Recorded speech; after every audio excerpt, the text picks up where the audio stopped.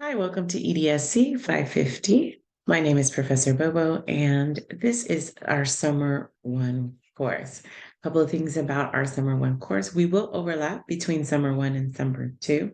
So Summer 2 will begin in our 7th week of Summer 1. So that's just some housekeeping and regular calendar scheduling.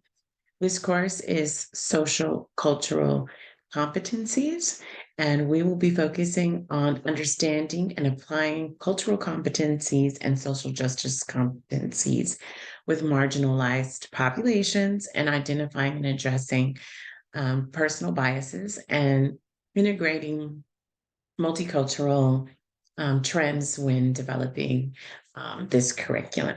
All right.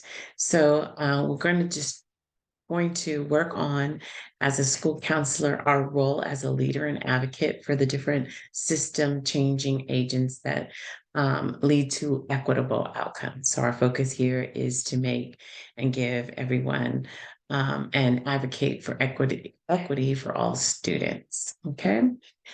In our welcome video, I will be going over the assignments. Of course, during the weekly videos for week 2, 4, 6, and 8, I will be going over additional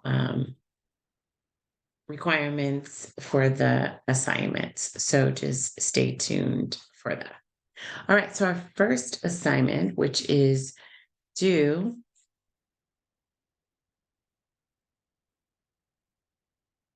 week. Hold on one second. Our first assignment, which will be due week 2, we will be focusing on the achievement gap. So during this assignment, we will explain policies and procedures which school counselors can identify barriers to learning and access to opportunities, particularly for those marginalized students. So what you're going to do is use your practicum or fieldwork site for the presentation of this particular assignment.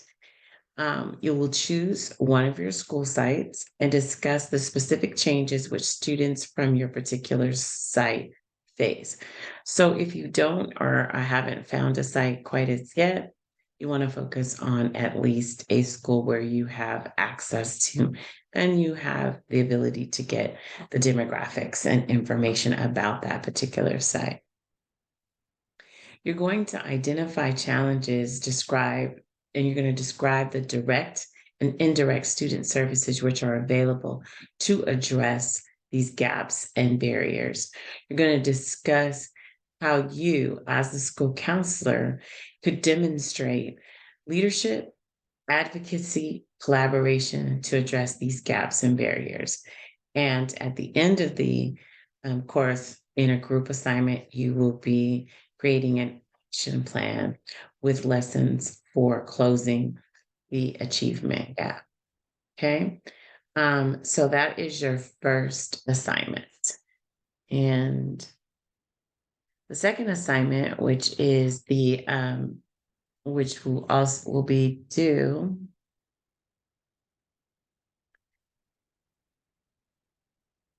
week. Let me get it.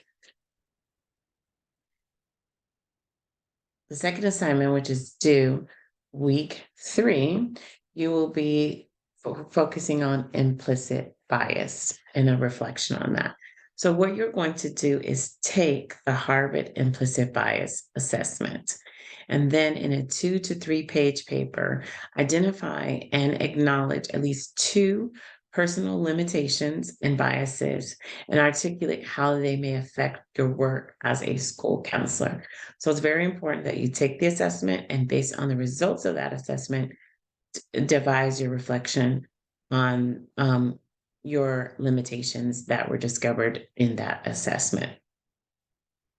A few examples of limitations and biases may include age-related biases against older teachers or lack of understanding of parenting styles or certain minority cultures, okay?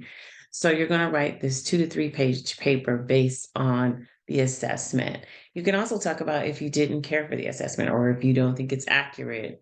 Those are also things that you will connect with. And again, that one is due week 3.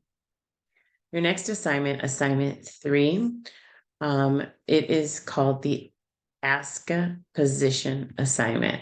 So you're going to read the 3 following ASCA position statements and select at least one credible source of research, such as a journal article or a peer-reviewed journal article that addresses leadership or change theory in school counseling.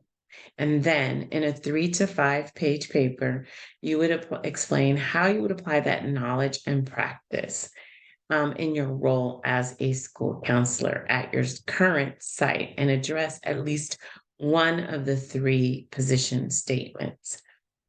For example, how you would collaborate with stakeholders to provide relevant interventions and strategies that advocate for and promote social justice for all students. Okay. So on the assignment, there are 3 position statements. They are cultural diversity, anti-racist practices, and equity. You're going to read all 3 of those.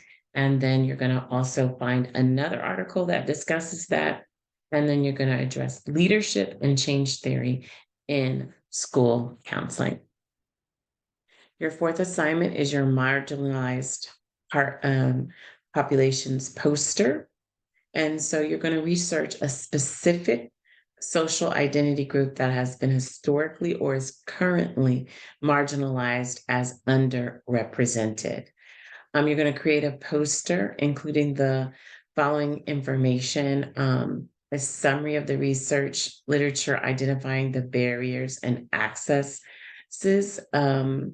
equity and success for that group, and propose one or more action strategies counselors can take related to intervening with the student's academic performance, student engagement, student discipline, so school culture, family involvement, and other supports in the school for the purpose of providing equitable access for that specific group. You're going to use Google Slides, or the virtual poster will be about 24 by 36 inches. And the templates are located on the assignment. So please use the templates that are present on the assignment to complete the assignment and be able to upload it. Finally, in a group, you will take the data that you had from your first assignment, and you're going to complete both parts of this particular assignment in the group. As an ASCA-based classroom small group lesson plan, you are going to outline the learning objectives and content for classroom and small group for any age level. The lesson plan may cover a topic you would feel would be applicable for that specific small group that you're choosing. The format is also, and template is also located on the assignment. In closing the GAP action plan, you're going to include the ASCA student standard mindsets and behaviors that are needed to create the school cultures where everyone is included. And you're going to disregard the results and reflections section because you have not implemented this particular lesson plan. You can focus on any classroom small group of any age or grade level. And it would be ideal to choose a classroom at your practicum or fieldwork site so that you can apply what you created. So you can be as creative as you want with this lesson plan. All right, so those are the 5 assignments for this particular course. And we will be meeting weeks 1, 3, 5, and 7. And you will have my instructor videos for weeks 2, 4, 6, and 8. All right, thank you so much. I look forward to meeting you during week 1. Again, my name is Professor Bobo, and I will see you week 1.